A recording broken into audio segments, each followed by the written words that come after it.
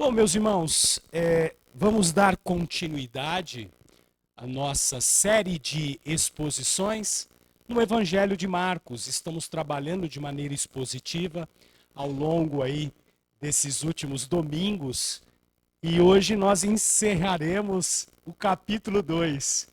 Marcos é fabuloso por conta da concisão que ele faz dos assuntos tratados nos capítulos. Então, o capítulo de Marcos é tema para meses e meses, e assim esperamos nos debruçar.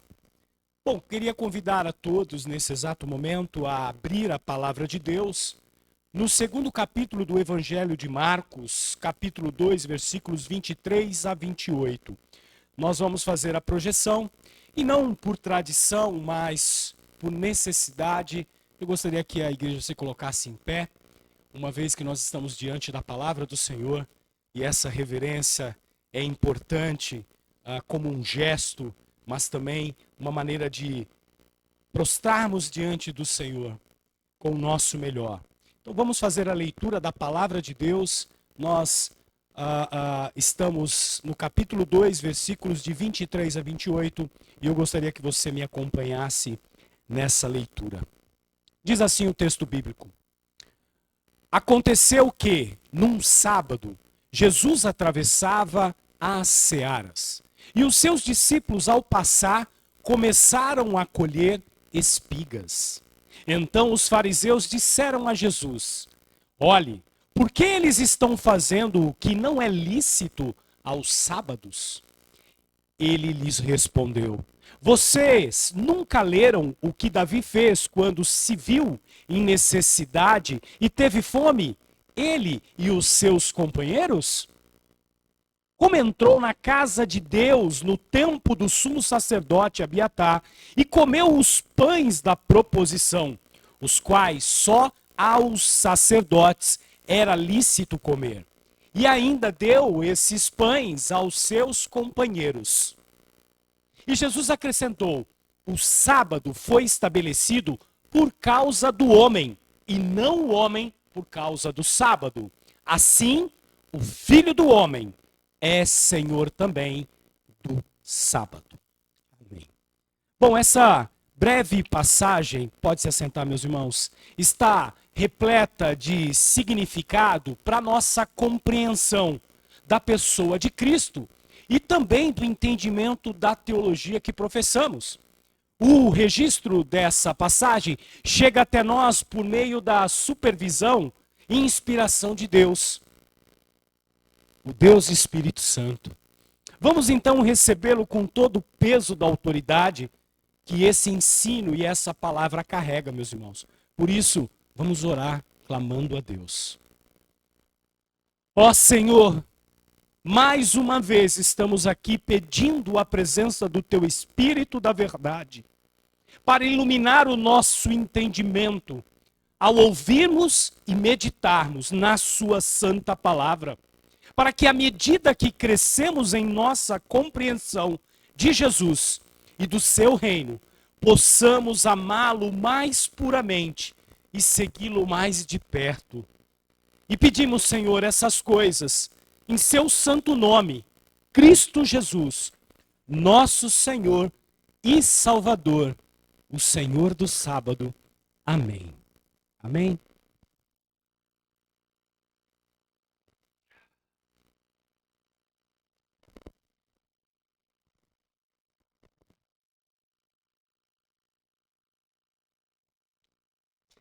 Bom, meus irmãos, continuamos nesta manhã a nossa maravilhosa aventura espiritual desde que começamos essa série de Marcos, vivendo, por assim dizer, com o nosso Senhor Jesus Cristo, a cada capítulo, a cada perícope, a cada texto aqui apresentado, estando com Ele como se estivéssemos entre os seus discípulos, experimentando as coisas, vivenciando aquilo que eles experimentaram através dos próprios olhos que o evangelista Marcos nos apresenta.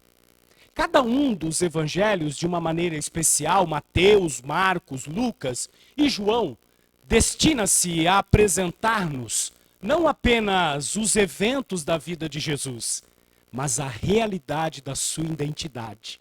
Tema, inclusive, das peças que nós utilizamos nas mídias sociais. A identidade, quem é esse Cristo Jesus? Não é meramente, meus irmãos, a história de um homem e suas atividades. É uma história do Deus homem. E seu ministério e seu propósito. Cada um dos escritores dos evangelhos, todos os quatro, estão preocupados em entender e apresentar quem é de fato Jesus Cristo. As mensagens que nós iremos encontrar nos evangelhos, repetidas e repetidas, de que ele é Deus em carne humana. Bom, não há dúvidas quanto a isso no evangelho de Marcos.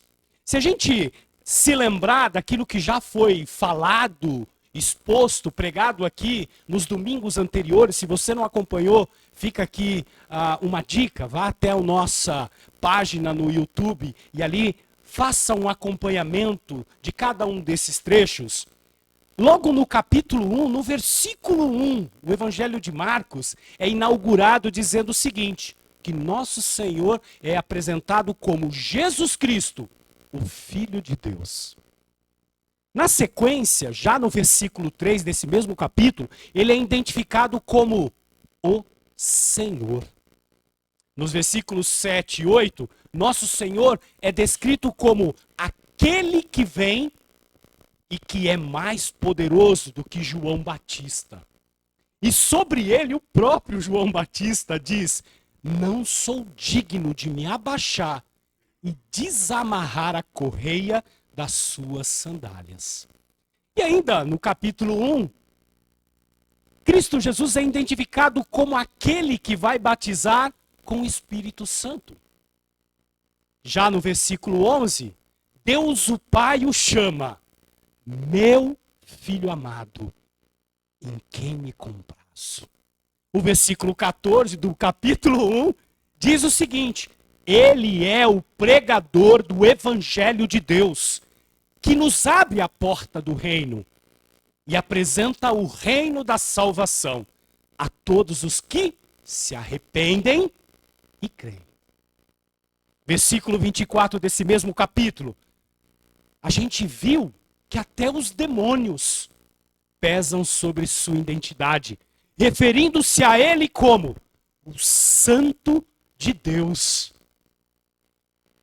Já deveria, nessa altura, estar claro para os discípulos, até aqui, que o Santo de Deus, o Filho de Deus, o Senhor, aquele que tem poder e autoridade sobre os demônios, poder e autoridade sobre a tentação, poder e autoridade inclusive sobre Satanás, poder e autoridade sobre doenças, e até mesmo poder e autoridade para perdoar pecados, está entre eles. O Marco nos lembrou, quando expôs o texto na última semana, eles podiam tocar o Deus encarnado. Olha que privilégio os discípulos tiveram. Eles andaram com ele, meus irmãos. Eles aprenderam ouvindo. E aqueles mais íntimos sentindo a respiração. Inclusive o próprio coração batendo do nosso Senhor Jesus Cristo. João foi um desses privilegiados.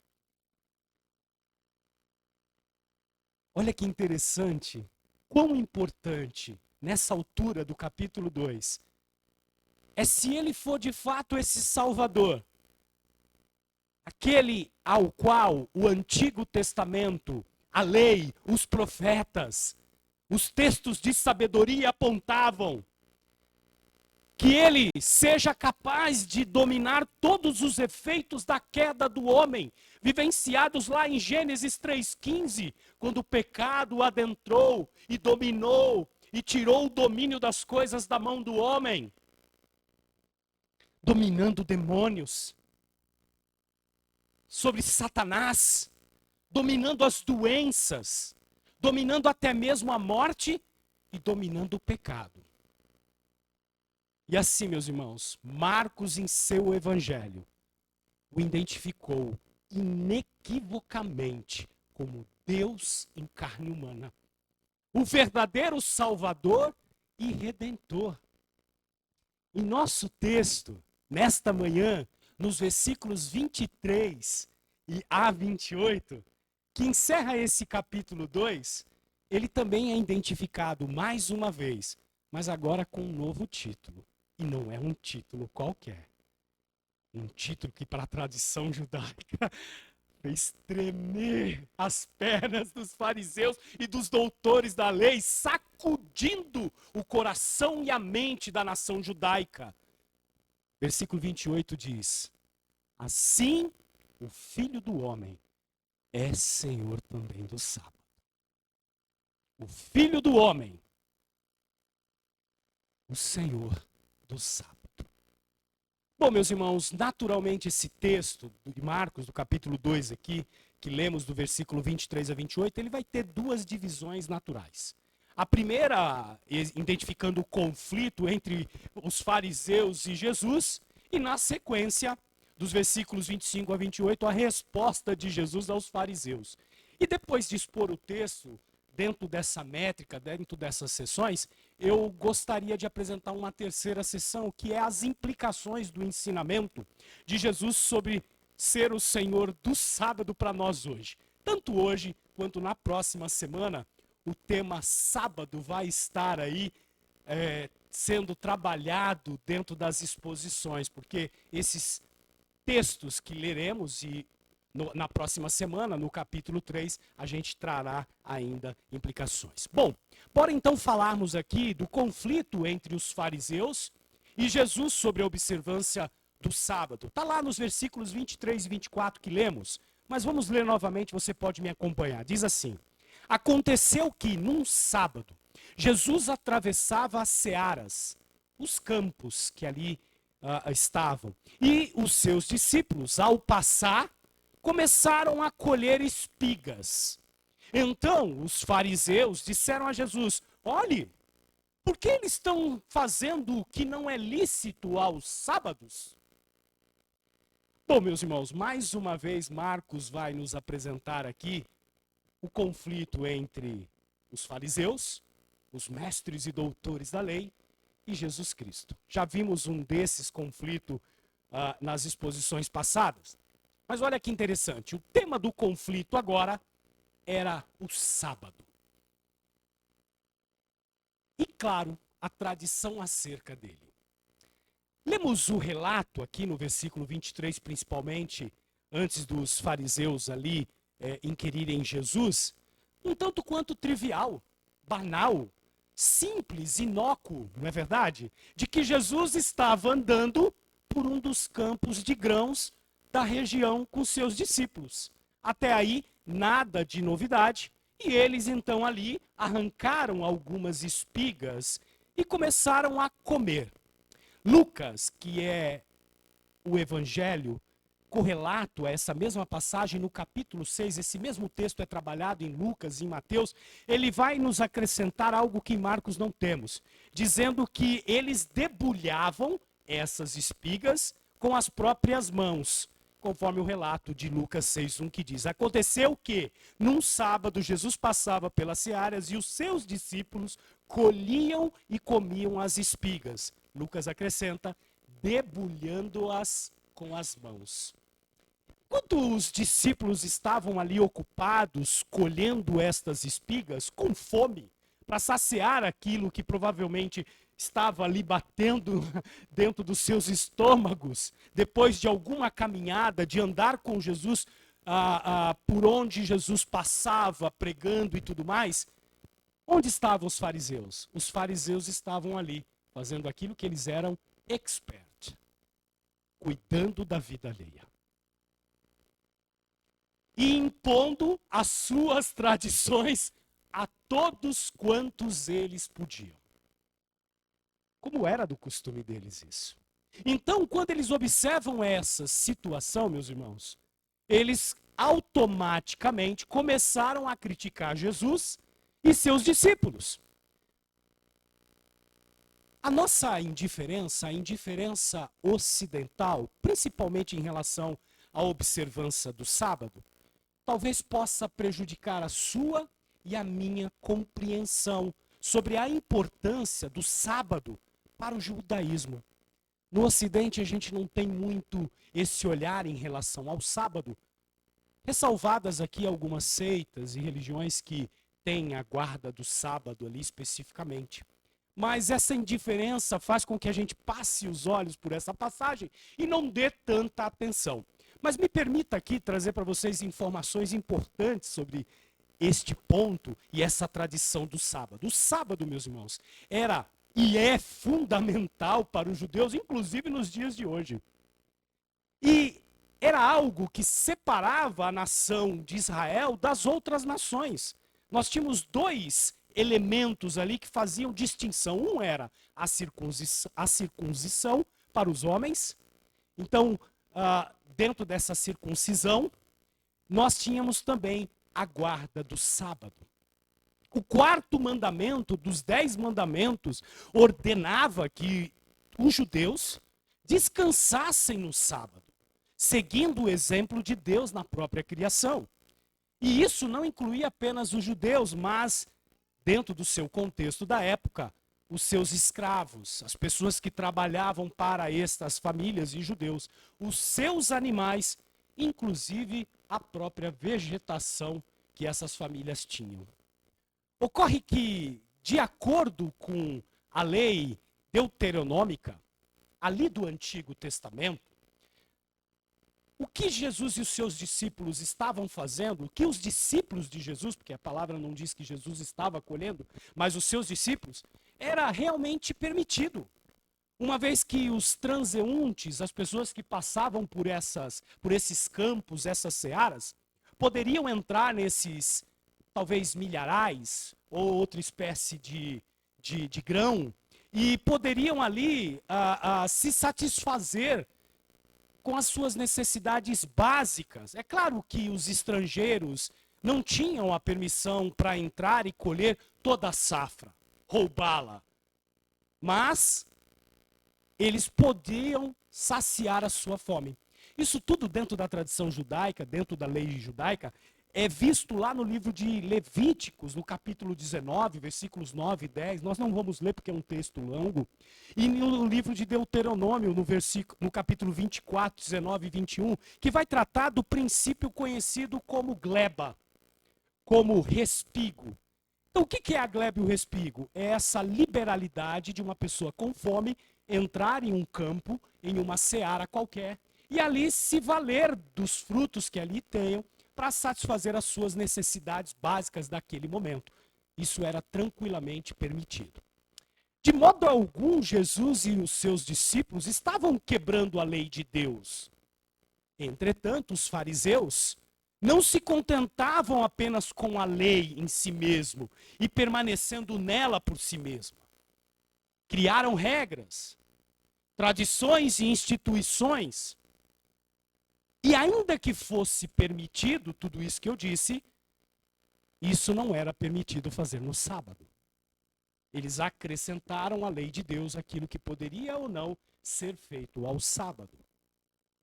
E os fariseus eram conhecidos exatamente, e são conhecidos por ser esse grupo que tiveram que acrescentar todos os tipos de detalhes à sua interpretação do que era permitido ou não para guardar o sábado. E nessas situações excepcionais, meus irmãos, nessas casuísticas que aconteciam extremas, eles acrescentaram, pasmem, olha a surpresa, mais de 1000 especificações aquilo que o Senhor havia dito para os judeus guardarem o sábado. Então, segundo as suas tradições, nessas 1000 e tantas colocações, eles definiam o que poderia ou não ser feito. E de acordo com muito dessas tradições, Jesus, então, aos olhos dos fariseus, havia violado a proibição do sábado contra o trabalho. Jesus estava trabalhando ali na seara, como o texto diz. Não, o texto não nos diz isso. Ou seja, fazia algo desnecessário ao sábado, ao colher uma espiga. Jesus e os seus discípulos segundo a ótica dos fariseus e a tradição que eles colocaram sobre a lei de Deus, eles eram culpados de colher, inclusive de debulharem as espigas com as próprias mãos. Portanto, eles também eram culpados de manusear as espigas, não apenas colhendo-as. Além, é claro, do fato, apesar do texto não tratar aqui, de que Jesus e seus discípulos provavelmente tinham andado mais de 1999 passos. Como assim? Porque se você no sábado andasse até 1999 passos, você estava cumprindo o sábado. Se você desse o próximo passo, 2.000 passos, o pessoal que tem aí marcador, né, aquela meta diária de 5.000 passos, você não poderia fazer isso. Você estaria descumprindo. Andou mais do que 800 metros no sábado, provavelmente Jesus tinha feito isso no sábado. E isso era considerado uma jornada dentro dessa tradição e desses 1.000 e tantos preceitos que eles traziam.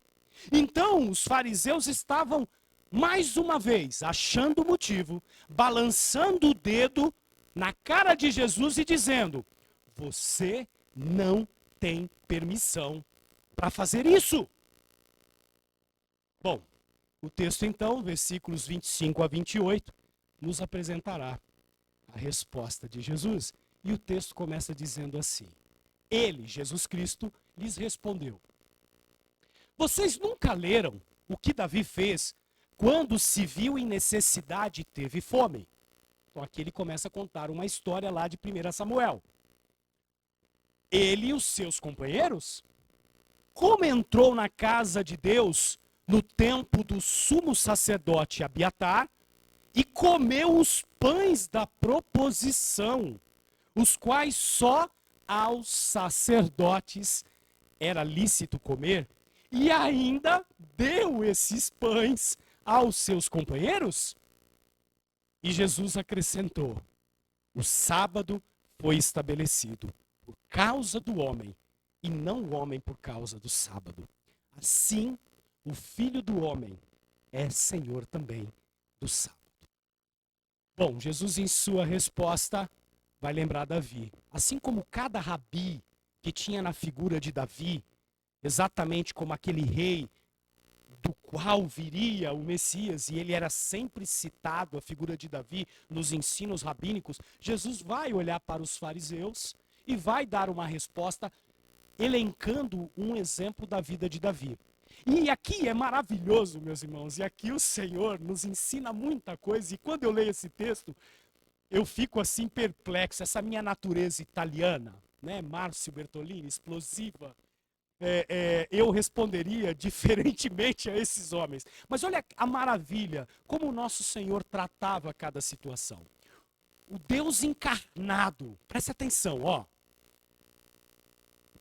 Não se cansasse do que os fariseus estavam dizendo e poderia ali naquela hora liberar todo o seu poder e acabar com aqueles hipócritas num estalar de dedos. Aqueles que seguem a Marvel aí, a Latanos, a manopla do poder, né? Mas aqui a gente está falando daquele que tem o poder realmente sobre todas as coisas. Em vez disso, ele responde pacientemente à objeção deles. Ele nos ensina aqui a andar a segunda, a terceira, se possível a quarta milha, com esses que nos perseguem, não é verdade? E ali ele então vai suscitar algo que era familiar aos fariseus, uma história do Antigo Testamento. E não uma história qualquer, uma história acerca de Davi. Está lá em 1 Samuel, capítulo 21, versículos 1 a 6, isso que Marcos vai reproduzir aqui na resposta de Jesus. O livro de Samuel, meus irmãos, vai nos contar, conforme o texto de Marcos já nos apresentou, que quando Davi e aqueles que estavam com ele passavam fome em um determinado momento da sua jornada e não tinham comida suficientemente para eles, eles então ali avistando o tabernáculo, o lugar santo, aquele que era proibido para pessoas comuns a não ser os próprios sacerdotes, ali estava a mesa dos pães da proposição. E era parte da cerimônia de adoração do Antigo Testamento. E Davi, percebendo que esta era a única comida disponível para ele e seus companheiros, pega o pão do altar e alimenta a si mesmo e todos os seus soldados. É isso que Jesus está dizendo aos fariseus, lembrando da história. O que Jesus está fazendo aqui? Afirmando que ele aprovou a ação de Davi. Exatamente, tanto Davi e seus homens, demonstrando que nenhuma cerimônia deve sobrepor as necessidades básicas da vida humana, segundo o entendimento daquele que nos criou. Ao comerem do alimento do altar, porque estavam de fato com fome, e essa era a única comida disponível, esses homens e Davi foram capacitados na sua energia, na sua fome, justamente para quê? Para trabalhar para a honra de Deus. Lembrando que esse era um episódio onde Davi estava ali em conflito com Saul, ou amando de Saul, antes mesmo dele se colocar e se firmar como o grande rei de Israel. Percebam então que ele está cumprindo a vontade de Deus, ainda que ele tenha quebrado uma cerimônia séria. Não de maneira banal, o texto não diz, o texto dá detalhes dizendo não havia outra fonte de comida. Jesus então, ao falar isso, repreende os fariseus, porque eles não compreenderam isso. E por não se preocuparem com as necessidades básicas, tanto de Jesus e os seus discípulos em relação à alimentação. No entanto, meus irmãos, a passagem aqui e a maneira como Jesus responde para ele, tem mais. Jesus não queria só mostrar o erro, o equívoco dos fariseus na sua tradição acerca do sábado. Jesus queria apresentar-lhes algo mais. Queria envolver outras questões aqui, além dessas críticas dos próprios fariseus. E nessa narrativa, Jesus aproveita exatamente no versículo 27 e 28, e no 28 ele vai fechar essa perícope, esse texto, com a chave de ouro dizendo o seguinte, vou fazer aqui um pronunciamento para vocês, fariseus. Olha que interessante, olha que importante para a minha e para a sua compreensão da pessoa de Jesus Cristo. Ele diz aos fariseus, lembra de todo o contexto sabático, da importância, até hoje nos escritos judaicos, se você pegar aí o pessoal do Talmud e o pessoal que fala sobre, o sábado é a identificação do povo de Israel. A ponto dele ser tão mais quase que importante que o próprio povo. Interessante isso, porque Jesus vai dizer assim, assim o Filho do Homem, você está anotando aí, circula essa expressão, porque essa aqui é um título também. Então ele chama para ele se autodenomina o Filho do Homem e diz o seguinte, é o Senhor do sábado. Meus irmãos, eu poderia dedicar aqui esse restinho de ano para examinar só essas duas expressões, trazendo aqui o escopo teológico por trás dela. O pessoal aqui que fez seminário sabe do que a gente está falando. Se a gente fosse trabalhar com minuciosidade, a vastidão e a profundidade desta afirmação, e fica aqui o meu conselho para que você investigue acerca desses títulos, tá? Eu vou trazer algumas informações hoje, mas elas não esgotam o assunto. É preciso que você busque, vá atrás. Exatamente nessa afirmação que ele faz aos fariseus. Mas vamos concentrar hoje em alguns detalhes aqui que eu julgo e que o texto nos mostra aqui ser importante. Primeiro, essa expressão, o Filho do Homem, dentro da resposta de Jesus. A gente já ouviu isso, né? Vocês se lembram lá de Marcos 2,10? Quando Jesus diz assim, ó, mas isto é para que vocês saibam que o Filho do Homem tem autoridade sobre a terra para perdoar pecados. Na nossa exposição nessa perícope, lá no versículo 10 desse mesmo capítulo, o próprio Cristo chama sobre ele esse título. Filho do Homem, meus irmãos, é uma autodesignação, uma das favoritas de Jesus, a gente vai verificar aqui. E o uso dela vai ser extraído principalmente lá do livro de Daniel, no capítulo 7, versículos de 13 a 14, que daqui a pouco eu vou ler para vocês, onde alguém, como um filho do homem, recebe um reino eterno e universal. Daniel falando acerca deste filho do homem. Mas se a gente for observar no Novo Testamento e estudarmos os títulos mais frequentes que a gente tem acerca de Jesus, tem uma curiosidade aqui importante, né? Jesus geralmente é frequentemente descrito no Novo Testamento com vários títulos. O mais usado é Cristo ou Christos. Ou seja, a gente está tratando aqui do Messias, como Marcos disse, o ungido. Mas esse título é tão frequente que muitos de nós achamos que ele é o sobrenome de Jesus. Confessa aí, quando a gente olha, Jesus Cristo. A gente não carrega que Cristo é uma denominação utilizada para Messias, para ungido, se referindo a Cristo como Messias. Então, já virou o sobrenome do mestre. Mas a gente não pode perder de vista isso, porque isso faz referência à ligação do Novo Testamento com o Velho, mostrando que Cristo é o cumprimento desse ungido, desse Messias que viria, o prometido em Gênesis 3,15. E esse é o título número 1 mais citado no Novo Testamento. O segundo título mais frequente que a gente tem é o título que nós temos aqui da... Só um minutinho. Pronto.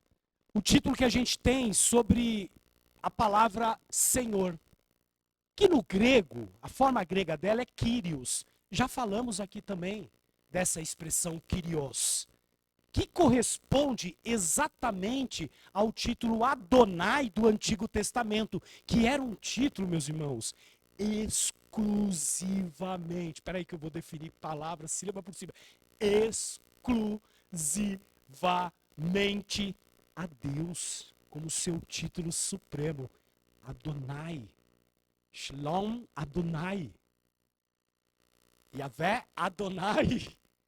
Seríssimo. Então, Senhor, Kyrios, atribuído a Cristo aqui, tem essa correlação direta.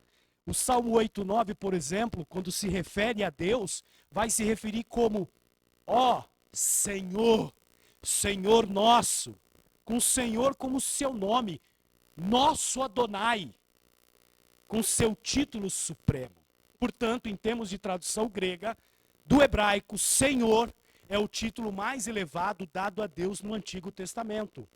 Agora, em terceiro lugar, em termos de citação, mas vocês vão perceber que ela pula para a primeira, é exatamente a frequência numérica pela qual o título Filho do Homem é apresentado. O que é estranho ou extraordinário aqui é que esse título, Filho do Homem, vai ocorrer no Novo Testamento quase que 90 vezes.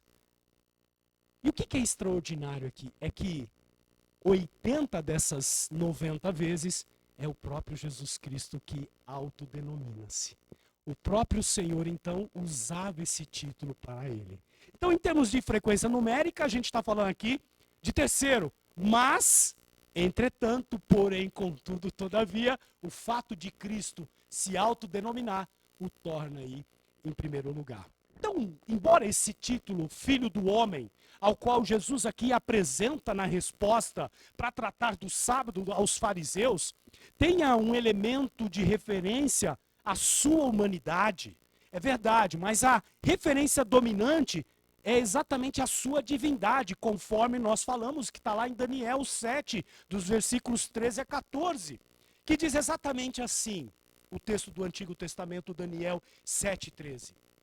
Eu estava olhando, Daniel, nas minhas visões da noite. E eis que vinha, com as nuvens do céu, alguém como um filho do homem. E ele se dirigiu aos anciões, ou ao ancião de dias, e o fizeram chegar até ele. Foi-lhe dado o domínio, a glória e o reino, para que as pessoas de todos os povos, nações e línguas o servissem. O seu domínio é domínio eterno, que não passará, e o seu reino jamais seria destruído. Como é maravilhoso a gente ver essa inter-relação do Antigo Testamento com o Novo Testamento. como é maravilhoso o Espírito Santo abrir o nosso entendimento e nos revelando exatamente que Cristo é o cumprimento daquilo que séculos atrás o próprio Daniel estava prevendo e que faz parte dos textos sagrados, faz parte do Antigo Testamento, Cristo sendo o cumprimento disso. Logo, assim, versículo 28 do nosso texto, o Filho do Homem, esse em que todos se colocarão de joelhos, esse que tem o domínio sobre todas as coisas, ao qual Abraham Kuyper, famoso teólogo, ex-primeiro-ministro da Holanda, dizia: não há 1 cm² de toda a nossa existência da qual Jesus Cristo não diga: eu sou o Senhor. Esse, o Filho do Homem, é Senhor também do sábado. Então o Filho do Homem é aquele que vem do céu, que carrega consigo toda a medida da sua divindade e com essa divindade toda a autoridade associada a ele. Esse é o Deus que nós servimos, meus irmãos. Esse é o Cristo Jesus que nós adoramos. A segunda parte da declaração, meus irmãos, ela também é que esse ser celestial, esse Deus homem, é também o Senhor do sábado. Jesus nunca pronunciou palavras mais surpreendentes aos ouvidos dos fariseus quando ele disse isso. Aqui ele se revela como o Criador do sábado. E a gente tem que se perguntar aqui nessa altura do campeonato, na resposta de Jesus: quando é que foi estabelecido então o dia do Senhor? Você já se perguntou? Quando é que foi estabelecido o sábado? A gente sabe que faz parte dos 10 mandamentos, ou deveríamos, né? Tirando aqueles que são novos convertidos, estão na caminhada ainda aprendendo, mas os cristãos aqui já com alguma substância, né? Como diz os antigos, já com o mocotó mais impactado ali na caminhada cristã, esses devem saber que faz parte, é o 4º mandamento dos 10. Que Moisés trouxe exatamente ali no Sinai, como símbolo da aliança de Deus. E algumas pessoas pensam que a santidade do sábado foi estabelecida exatamente com a aliança que Deus fez com o seu povo por meio de Moisés, como mediador do Sinai nos 10 mandamentos. Mas não é bem assim não, meu irmão. Quem pensa dessa maneira está equivocado. Embora o sábado faça parte dos 10 mandamentos, seja lá o 4º mandamento, ele não foi estabelecido ou instituído no Sinai. Sabe quando ele foi estabelecido? Na criação. Está lá nos primeiros capítulos de Gênesis, nos primeiros versículos de Gênesis. Ele foi instituído na criação. O sábado, então, na concepção teológica, no sentido para os cristãos e para os judeus também, exatamente uma ordenância da criação, estabelecidas por sua obra, exatamente onde Deus trabalhou por 6 dias, criando tudo o que havia. E no 7º dia, ele descansou. E ele o santificou. O sábado, então, foi santificado na criação, antes mesmo da queda. E o único que tem autoridade para santificar o dia de sábado, na obra da criação, não foram as aves dos céus, não foram os peixes do mar, e nem tampouco a criatura feita à imagem e semelhança de Deus, os homens. Somente o Criador tinha autoridade para instituir e consagrar o sábado. Vocês entenderam, então, o peso dessa expressão? Você é capaz de fazer, então, a dedução que Cristo está fazendo aqui nesse texto? Somente o Criador, meus irmãos, pode ser o Senhor do dia de sábado. Percebam aqui na história, meus irmãos, que o Senhor do sábado, aquele que fez todas as coisas, Cristo Jesus, agora na sua encarnação, Deus homem, feito homem, estava sendo desafiado por seu comportamento no próprio sábado que ele havia criado. Eu fico assim, aterrorizado da maneira como Deus lida com essas coisas. A criatura questionando o Criador. E pasmem, não pela palavra de Deus, mas pela tradição. Os doutores da lei. E aqui eu não quero que você tenha aversão ao título doutor, quando a gente estuda teologia. A caminhada da academia é, quanto mais eu estudo, mais de joelho eu me coloco. Qualquer outro sentido é errado. Eu costumo dizer nas palestras e nos ensinos, nos seminários e na faculdade onde eu leciono, quanto maior a pedra do anel, quando alguém acha que é alguma coisa, mais burro e besta o bacharel.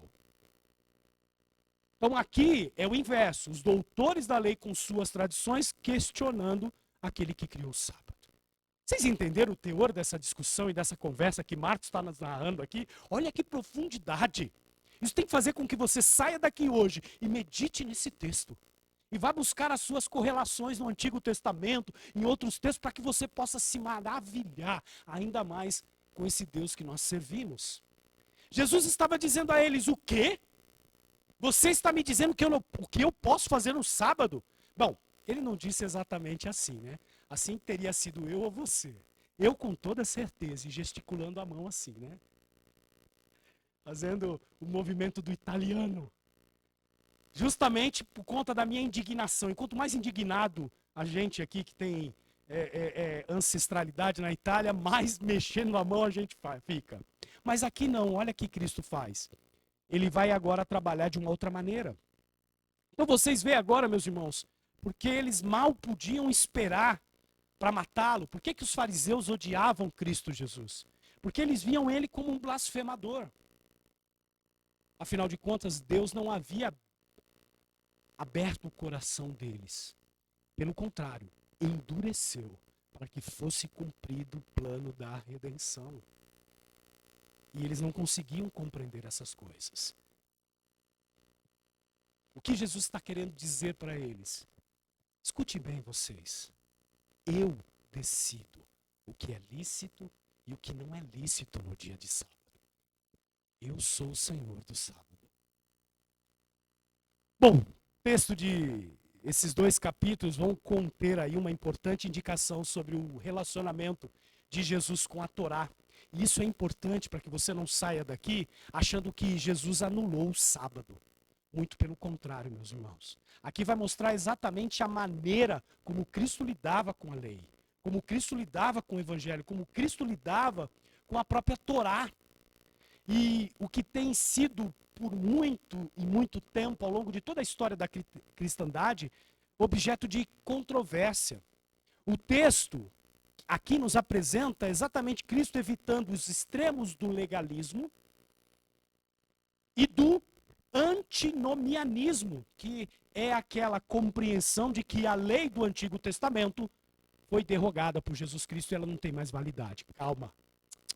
Não é bem assim. Tem gente que anulou os 10 mandamentos e qualquer expressão. E tem aí uns certos povos, para não dizer seitas, que anulam todo o Antigo Testamento. Durante a história do cristianismo, não foram 1 ou 2 grupos, são vários que fazem isso. Jesus Cristo está se posicionando como tem que ser, dando a interpretação correta da própria lei. Lei essa que ele havia dado aos homens. Então, antes, as falas do versículo 27 e 28, meus irmãos, ensinam que o propósito justo de Deus, conforme manifestado na própria Torá, no Antigo Testamento, pode ser recuperado, cumprido, e não ser aquele fardo que os fariseus em sua época colocaram sobre o povo, a ponto de Jesus Cristo dizer, lançai sobre mim os vossos fardos, que era impossível de cumprir e continua sendo impossível. E tudo isso apenas sendo cumprido em Jesus, que é o Senhor de toda a lei. Bom, caminhamos agora para a nossa parte de aplicações e implicações. Quais implicações da afirmação que esse texto que lemos, que Cristo Jesus aqui vai dar de resposta aos fariseus, sobre ele ser o Senhor do sábado, inclusive para nós hoje? Qual é essa correlação? Bom, há uma controvérsia na história da igreja e na cristandade de todos os tempos, desde a igreja primitiva até os dias atuais, sobre qual é o dia apropriado para os cristãos adorarem. já que o sábado original em Israel era o 7º dia. Vão ter seitas aí que vão se autodenominar guardadores desse sábado, não é verdade? Mas a gente vai perceber que estão erroneamente lidando com isso conforme os próprios fariseus lidavam. Mas agora, uma grande maioria, para não dizer a maioria dos cristãos, adoram a Deus, como o próprio Mateus nos lembrou aqui. Como o Josué nos trouxe na abertura do culto.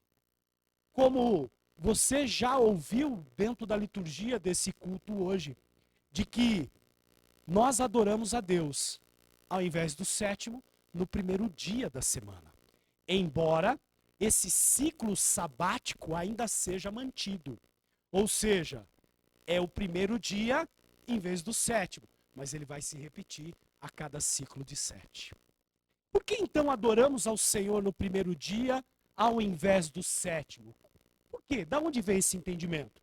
Bom, meus irmãos, a razão, de uma maneira simples, daquilo que a gente pode ensinar dentro de uma pregação, mas depois, restando qualquer dúvida, procure os presbíteros da igreja, eu, Mateus e o Josué e o próprio Marcos, que é o nosso coordenador da escola bíblica, e a gente vai ter aqui o prazer de conversar com vocês. Lembre-se que o nosso Senhor, o Senhor do sábado, ressuscitou no primeiro dia da semana. Primeiro dia que era o domingo. E sua ressurreição provou a intenção e o propósito supremo, inclusive do sábado original, quando Deus estipula isso na criação, dizendo que aquele era o descanso. Quem é o descanso do cristão? Quem é o nosso descanso, senão o próprio Cristo Jesus? É nele que encontramos o descanso.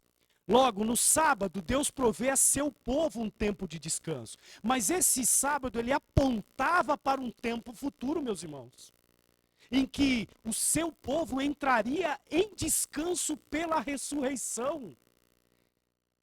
Ele apontava para o plano da redenção cumprido em Cristo. Então, logo, o Senhor do sábado ressuscitou no primeiro dia da semana, no domingo. E assim, desde os nossos irmãos, os apóstolos, os primeiros pais da igreja, os primeiros discípulos, toda a igreja primitiva se reuniu para adorar, celebrar os sacramentos e ouvir a palavra de Deus exatamente no dia do Senhor, no dia do Senhor do sábado, no dia que o Senhor do sábado ressuscitou, o domingo. O divino Filho do Homem, Senhor do sábado, sendo cultuado no dia em que ele é ressurreto. Tudo o que falamos e muito mais vai estar contido, meus irmãos, nesse título, Filho do Homem, na afirmação de que nosso Senhor, de que ele, como Filho do Homem, é o Senhor do sábado. E como Senhor do sábado, a sua igreja o cultua conforme o próprio Senhor do sábado nos designa. Por isso estamos aqui hoje prestando um culto ao Senhor no domingo. Esta é uma clara declaração, meus irmãos, da divindade de Cristo. Aquele que foi ao campo de cereais para alimentar a si mesmo e aos seus discípulos é aquele que desceu do céu. O único que já ascendeu ao céu. E que está instalado à direita do Pai. Como Rei dos Reis, Senhor dos Senhores. É este o Filho do Homem que servimos e o adoramos em seu dia. E no seu descanso entramos.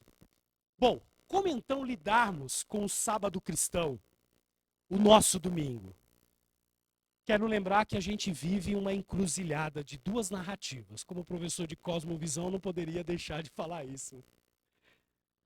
Primeira narrativa é a narrativa bíblica, história, criação, queda, redenção e glorificação, apresentada pela palavra de Deus. E tida como uma narrativa normativa, porque essa é a verdadeira história nos contada. E do outro lado, nós temos a narrativa de um mundo caído, travestida de N ideologias. Ao longo de toda a história da humanidade caída, o homem vai contando histórias e vai recriando histórias e apontando histórias. Tudo isso incentivado pelo inimigo da cruz, Satanás. Justamente para fazer aquilo que ele fez no Éden, pegar a palavra de Deus e deturpar e enganar os homens. narrativas equivocadas da palavra de Deus e que tentam nos tirar disso. E a gente vive nessa encruzilhada, porque nós vivemos nesse mundo. Nós não somos do mundo, mas vivemos nesse mundo. Agora, nós não somos do mundo, é numa concepção de valores, de cultura. Porque foi Deus que criou e não tem nada nesse mundo que não seja dele. E pasme você, se acredita que Deus não tem o controle de todas as coisas. Todas. Até daquilo que você não compreende. Ele está no controle absoluto de tudo. E tudo que acontece, o Senhor sabe. O Senhor tem a permissão do Senhor. É Ele que está no controle de tudo. Ainda que eu e você não conheçamos e não compreendamos. Então, meus irmãos, nós vivemos nessa encruzilhada. E em relação ao sábado cristão, o nosso domingo, é necessário que a gente tenha cuidado para não ser influenciado exatamente pela cultura do lazer, pelo excesso do trabalho e do consumismo, que são pontos da ideologia do momento, do pós-modernismo. Basta você abrir sua mídia social agora, você vai ser bombardeado por essas informações. Lazer, trabalho e exatamente consumo. Não que essas coisas não sejam boas. Entretanto, quando distorcidas, elas viram ídolos no nosso coração. E elas vão distorcer a compreensão do verdadeiro significado desse dia, do domingo. A ponto de que o excesso da cultura do lazer vai levar a cada um de nós a enxergarmos o domingo como um dia qualquer. Achando que não, em Cristo qualquer dia basta. Pasmem, tem gente falando isso. Não, meus irmãos. O sábado continua, está lá, é quarto mandamento. Entretanto, em Cristo Jesus, ele encontra a sua realização. E por isso adoramos a Deus no sábado cristão, que é domingo. Então o domingo continua sendo esse dia de descanso e de adoração. A gente precisa enxergar o domingo da maneira correta. E não como apenas mais um dia, a ponto da gente decidir, hoje eu estou tão cansado, não vou adorar a Deus não. Da trivialidade do nosso dia a dia. Perceba, eu não estou aqui dizendo quando estamos de fato doentes e cansados e precisamos de descanso. O próprio Senhor nos incentiva a descansarmos. Porém, a gente precisa se autoanalisar e passar esse nosso pensamento pela peneira. Quanto dessas narrativas a gente não faz concessão? E o Marcos mesmo disse aqui, se não me falha a memória, da gente errar e planejar mal os nossos dias e ter que trabalhar no domingo. Eu não estou dizendo aqui pontualmente, ou aqueles que têm uma jornada no domingo, talvez você que nos escute, tem aí uma escala maluca e esse é o seu trabalho. Entretanto, a maneira como você lida com esse dia, com o seu trabalho, faz diferença. A disposição do teu coração em trabalhar no dia do Senhor, porque você não tem uma opção de trazer o alimento para sua casa, ou a sua profissão demanda disso. Mas quantas vezes você orou para o Senhor te ajudar a encontrar um lugar em que você possa se dedicar ao domingo? Às coisas de Deus, aos relacionamentos da igreja, a se fortalecer como em comunidade. Percebam, é a trivialidade, é a banalização do dia do Senhor. E isso é pecado e é errado, meus irmãos, porque a gente trata a Deus como mais um, apenas mais um. Por um outro lado, a gente também não pode fazer como os fariseus, deixar que a tradição tome o lugar do próprio Deus que instituiu o domingo para o descanso. Então é importante que eu e você tenhamos equilíbrio e entendamos que o domingo deve ser um dia dedicado à adoração e descanso em Deus, ressalvadas as exceções que a gente sabe que existem e que precisam ser vistas de uma maneira correta à luz da palavra de Deus. Sem perdermos dessa importância desse princípio sabático na nossa vida. Mas eu preciso trabalhar. Será que isso aí não está demonstrando que você espera mais na força do seu trabalho do que na provisão de Deus? Aqueles que vivem sobre necessidades e que esperam no Senhor, sabem como não é fácil. Como a gente milita, vou botar a mão, peraí que eu vou dar uma ajudinha para Deus aqui. Será que não é isso? E de repente o trabalho não virou um ídolo no seu coração? A ponto de você não se dedicar às coisas de Deus e ao próprio Senhor como deveria? A leitura bíblica, a oração, a prática do jejum, a guardar o princípio do sábado no domingo do Senhor.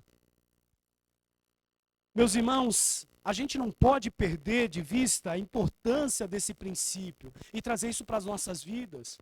A gente precisa se esforçar para manter uma perspectiva equilibrada e fiel à verdade de Deus, meus irmãos, sem sermos influenciados pelas narrativas distorcidas deste mundo, sem fazer concessão.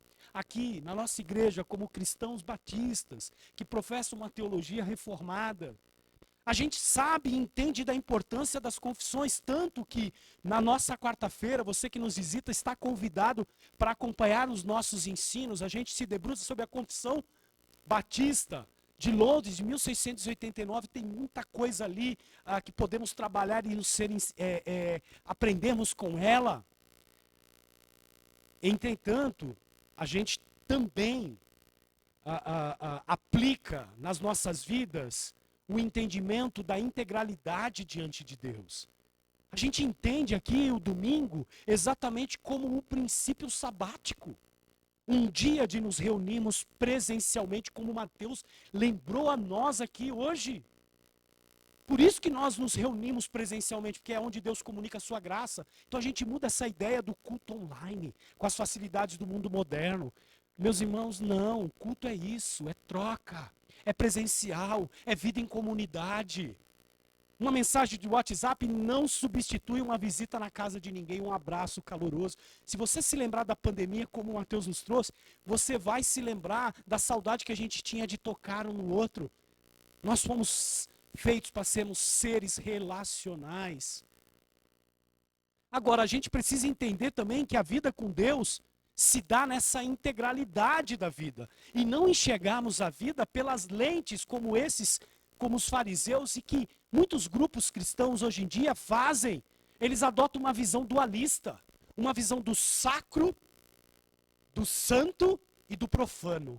Uma visão materialista de que tudo que é material não presta e tudo que é virtude espiritual são as melhores. Eu não estou aqui menosprezando as virtudes espirituais, muito pelo contrário, mas nós fomos feitos seres corpóreos. E fomos chamados na integralidade, o entendimento de que hoje nós adoramos a Deus aqui, no culto solene público, em casa, na família, no trabalho, na expressão do dia a dia do nosso trabalho, entregando o nosso melhor, no lazer, nos esportes, nas artes, nos nossos negócios, sempre entregando o nosso melhor. É assim que adoramos a Deus. Esse entendimento da integralidade, do escopo e da abrangência do reino de Deus precisa fazer parte, inclusive, para que a gente entenda que numa escala, quando eu sou chamado a trabalhar no domingo, eu não tendo a opção, eu vou entregar a Deus o quê? O meu melhor naquele dia. E vou me esmerar para que eu possa estar com meus irmãos no domingo, se o Senhor assim me permitir. Planejamento. Adorarmos a Deus na nossa vida, seja na vida em comunidade, familiar e no trabalho. Como é que eu posso fazer então, pastor? Como é que eu posso fazer então, Márcio? Bom, primeiro lembrando que nós planejamos a nossa vida a partir desse princípio sabático. O dia mais importante da minha casa e meu é o domingo. E a partir do domingo eu ensino meus filhos a planejarem a sua vida. A partir desse exercício de vida comunitária, de prestação de conta para os meus irmãos pastores, para a minha comunidade. Eu não vivo só, autodependente, no erro da serpente. Eu sei quem eu sou. Eu sei quem é por mim. E a palavra de Deus mostra aquilo que está no meu coração como enganoso, e eu preciso sempre me colocar à disposição de Deus. Então, a importância, meus irmãos, da gente olhar para o domingo não como um dia qualquer. Claro, às vezes a gente está enfermo e não podemos vir mesmo para não contaminarmos os irmãos. Ou é um dia de uma semana que a gente ficou ali muito cansado. Tudo bem, mas eu preciso olhar o meu coração para ver se a motivação do meu coração e não é porque eu estou tratando o domingo como qualquer outro dia. Não pode ser. Mas eu também não posso olhar pelo extremo e dizer, olha, 1999 passos, não vou dar o próximo, 2000, também não. E transformar o sábado cristão em algo como aquilo que vai fazer a diferença para a minha salvação. Ler a Bíblia, orar como prática. abrir o domingo para se relacionar com seus irmãos, convidar pessoas, almoçar com os irmãos, descansar, mas descansar no Senhor também pode. O lazer com os filhos também pode, desde que haja equilíbrio. Servir aos outros, isso é ser contracultural. Isso é andar na contramão desse mundo. Isso é fazer a diferença. Pensando nisso, meus irmãos, eu gostaria que agora você fechasse os seus olhos e a gente pudesse orar ao Senhor. E que essa mensagem, esse princípio sabático, que vai ser ainda trabalhado no próximo domingo, possa tomar o lugar que tem que tomar nas nossas vidas e a gente andar em harmonia com a palavra de Deus. É o que a gente deseja aqui na Igreja Batista no Centro. Que o Senhor nos conduza.